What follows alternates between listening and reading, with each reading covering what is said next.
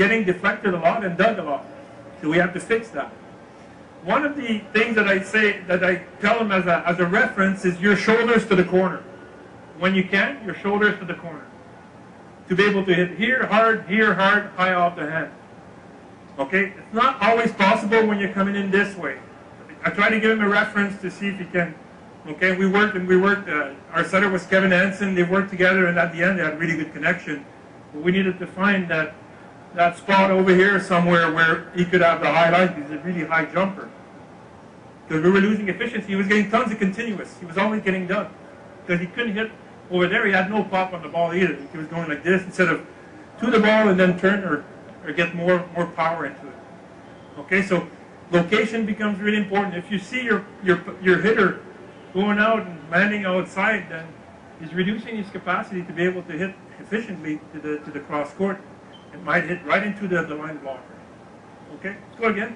Here, I want to add a few sorry. No. Go ahead. So just to add to this, there's the whole setter-hitter thing. Both parties have some responsibility in this, believe it or not. And so hitter footwork, most hitters are shot committed because they don't get there. They don't get their feet to the ball, or the ball gets behind them. And if you want to learn how to hit with range, where range is... Is that me? Is that you? Who is that? I don't know. Oh, it's them. They're such hacks over there. If you want to hit with range, where range is different direction, different trajectory, different velocity, the best place to learn to do that from is if you can hit it in the same position relative to your body every time, right? I want to develop a few shots from here, but I don't want to develop 6 shots from hitting it here where I should, and then I got 6 shots where I don't get there, and then I got 6 shots over here. Now I got to develop 18 shots instead of just getting really good at these ones, because one, my setter gives me something I can hit often. I don't need my setters to be perfect. I always talk to my hitters, are you so bad that you need a perfect set to be good? Is that how it is? You can only hit a perfect set? And of course, all the hitters want to dump on the setter. They always do. But it turns out that the hitter's responsibility is significant. So their footwork, the timing, what they're looking at really matters relative to them hitting a good shot in the court often. And so once the setter lets go of it, it's not the setter's fault anymore. It's the hitter's fault. Once the passer passes it, it's up to the setter to battle the ball. We've all got that job. But hitting footwork, slow to fast, making sure that they're running to the ball, not running to a spot, all of that stuff is, I don't know, important relative to getting hitters that can move it around. And if they're falling back all the time, it's because they're too early. They're not there. They got to wait a little bit. And they also have to see the set coming out of the setter's hands. I don't know how many hitters, especially in a fast offense, see the setter releasing it, because then you can see where they're lining up to it. You can see the line of the set, and that gives you some idea of the distance that you have to go. So a lot of hitters tend to run to spots.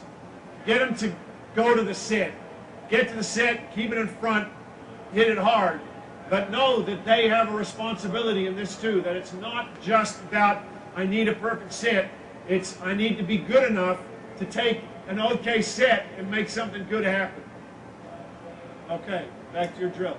This year was a couple of players of really high level playing in the Turkish league. Rick Riddy, who played for you with at the Olympics, and also Ivan Milkovic.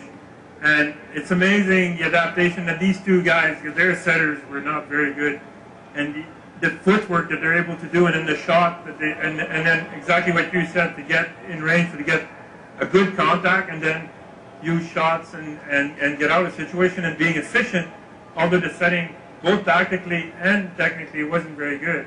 Milkovic always is an opposite, starts inside, and his last step is to the ball, always to the ball. So he's always got the ball here. And then he's got a range of shots that he off the hand, sharp cross, court, roll, and stuff. He's so hard to stop and read. But, you know, it's all about him. He played this year, they had trouble with their setters. They played Champions League with their third setter, a young kid, and he was not very good. But didn't say a word, didn't complain, hit every ball, and still was able to find efficiency in what he was doing. Pretty impressive. So. And when you're talking to your hitters about how do I develop a relationship with my setter, you know, if the window that you need, and you're nitpicking every time, I need it higher, I need it shorter, I need it whatever, the setter's going to be, screw this, I'm going to someone else. You know, this guy's too hard to deal with. So if you're an easy hitter to work with, you're going to get more balls. Also, especially when you're dealing with guys, they want to hit it hard and they want to hit it straight down. And you got to talk to them about, how about you hit the shot that's there, not the shot that you want to hit. You know, they got to deal with what is, not what they want it to be. And so there's this whole idea of making them understand that, one, there's lots of ways to kill the ball. You don't need to bounce the crap out of it to feel good about being a hitter. You can tool the hands, you can chip, you can tip, you can roll, you can do all kinds of stuff. But it's not about the bounce, it's about the kill, and it's about winning the point. And if they can start to, I don't know, feel good about themselves as attackers by scoring points, not by bouncing the crap out of it, you're going to be better offensively, because they'll develop range and they'll understand the nuances of this game. Like, you know, Milkovic is one of the best in the game at it. He's great. He has so many good shots, so difficult to block. But it's important. He got over bouncing it a long time ago. And yeah, when it's there, he takes his swing, no doubt. But he also can hit the back corner a lot, and he can cut it inside, and he can chip it and roll it, and he's got all of the shots. High, flat, he does everything, right? And the big thing is that Milkovic doesn't make mistakes. He gets blocked, and straight down, come back and score again. He'll get blocked 4 times. But he scores so many points, and the rest are continuous, that in the end, he's always positive. So because all our hitters, hey, oh, we get a block, I got to hit beside the block, I got to, you know, he knows the block. And so many times he scores because he's hitting right at the blockers, because you always think that the blockers are straight there, you know. So using the block, using the plank is something that we need to teach our guys. And not being always, you have to hit beside the blockers. Well, the blockers are there sometimes. And that's a good point, because it's a weird thing in our sport. Somehow a hitting error seems to be okay, and yet being stuffed is like the worst thing that could happen. And they're the same thing, you know. And you think how many times you get blocked, once or twice, how many times you hit out? I don't know, 9 or 10 times. So hitting it in the court is such a critical element in our game. It's so important.